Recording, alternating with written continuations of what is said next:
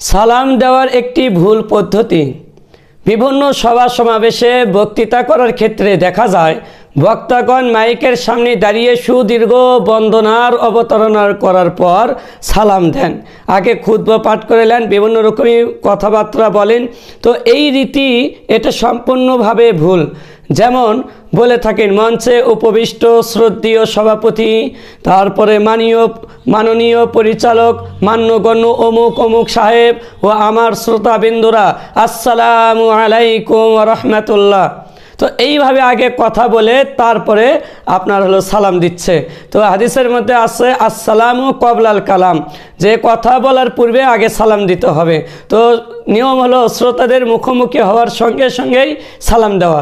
সাক্ষাতের নিয়মাবলীর ক্ষেত্রে সর্বপ্রথম সালামের কথাই বলা হয়েছে, অথচ আগে আমরা খুতবা পাঠ করে নেওয়ার পরে তারপরে সভাপতি অমুক অমুক এরকম কিছু কথা বলে এরপরে আমি সবাইকে সালাম দিচ্ছি, আসসালামু আলাইকুম বলে সালাম দেয়। তো কথা বলার পূর্বে সালাম দিতে হবে ও কথা বলার পরে সালাম দিচ্ছে। তো এরকমভাবে প্রায় বক্তারা এই ভুলটা করে থাকে।